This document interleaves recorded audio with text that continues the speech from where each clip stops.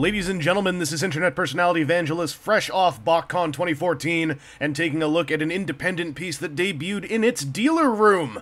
Mech iDeas will soon be releasing their Demolition Crew Gauntlet and Piston figures, originally coming from Mach 5. However, the first version of the toy to become available is this limited-run Renderform collaboration, the War Gauntlet Custom Edition. This guy's got hand-applied grime and battle damage that is unique from figure to figure. I checked. Which also means his production run was fairly small compared to the regular version that's releasing any day now. But if you're after the War Gauntlet version, hit up Planet Steel Express. There are still a couple left over after the con circuit, and if they've got them, they're up there for sale. Gauntlet's vehicular form is an adorable little lump of armor on wheels. He cuts a spitting image of Nick Roche's design, though a little bit shorter and a little bit wider. His colors also call back to that artwork, popping that identifying palette upon sight.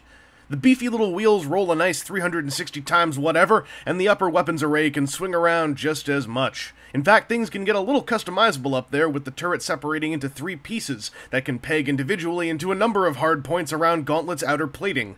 This is giving me an idea as to what Gauntlet's redeco counterpart Piston is going to do to have his own visual identity. Gauntlet doesn't do anything groundbreaking in his transformation, which is your classic unfold the curled up box man kind of setup. Where Gauntlet succeeds is his movement of mass. The clean-cut shape of his vehicle mode divides itself up just right to become the squat plump of its sibling robot mode. And everything's easy and solid to move from position to position. It warrants that oft-repeated compliment I've said so many times before: effective simplicity. This guy is a spitting image of the Iron Fist I know and love from the pages of Last Stand of the Wreckers. He's maybe slightly stockier than in some of the artwork, but the personality is really clearly there for me.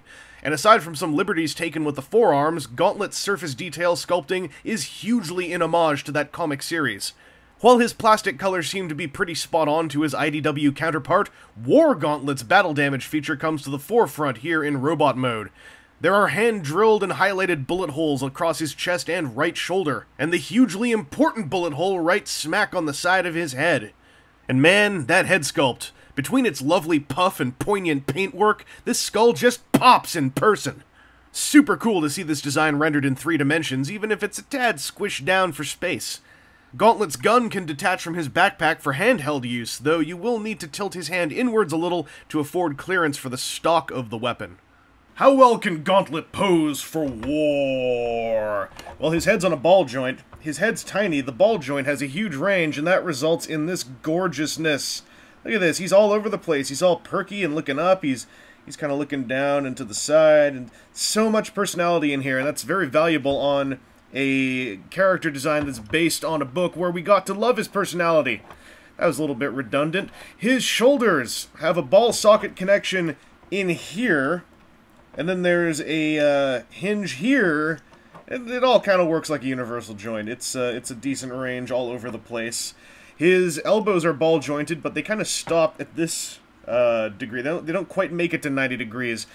If you go back here and you can see the workings of them, you could probably, if you flipped these things around by, popping and repopping ball sockets, you could get that range of posability, but then you'd have a big hole in the top of the bicep, so I guess the option is there, although on this version, the bullet hole is there, so you might want to stick with this. His wrists are ball-jointed, and have got some range of motion outside of just swiveling around. I mean, for transformation they do that, so that helps, of course. His waist is on a simple swivel. If you want to, he's got a transformation joint that lets you make his upper pectorals do that. I don't know, one of you out there I'm sure is really excited. His backpack can waggle as well. By the way, this is how he's packaged, and it's an alternate transformation if you so choose. You can actually fold these things inwards, like so they fully hide inside the backplate. I think this actually, on a toy level, looks way cooler, but in the Nick Roche art this guy's based on, he has like flaps sticking out to here. So for this version of the Gauntlet, the Physitron, I kind of preferred that, but, it's up to you. Piston will get those things flipped in for sure when I get them. This guy's got a universal joint for each hip. Everything's pretty tight. The joint tolerances feel pretty good. His knees can bend like that. They can actually bend pretty deep because they fold, like, all the way up for transformation.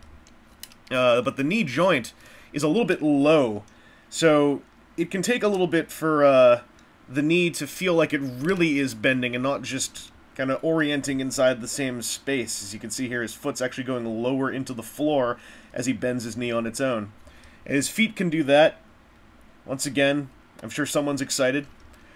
But this dude's posability, it's not like hyper-posable, but it's all emotive, because all the pieces of his body are so big that I'm finding, even when his elbows are slightly limited like that, if you get him going where he's like holding his gun and you think he's gonna take like a crack shot at some kind of Decepticon over-emperor lord, then yo, he can do that pose. And I didn't think this body type could do this pose, so I'm somewhat impressed. This guy's posability is pretty good. It's based more on personality, and I think that, in this case, that's a good thing. Speaking to the mold itself, or I guess just the Gauntlet version, I am way into this little dude. Mech Ideas are once again hitting a nicely playable package at a very market-friendly price, $30 in the case of Gauntlet and Piston, and the whole figure feels very solidly built. The sculpt oozes personality, and the toy is quick and fun to pose and transform. That said, this version runs at double the cost of the regular Gauntlet.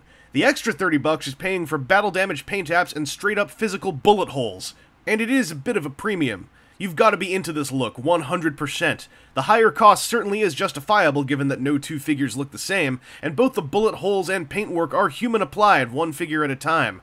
This crosses slightly into the more artistic end of independent toys, and I for one am really digging it as a limited convention-type exclusive. But if you want a clean Gauntlet, hey, just sit tight.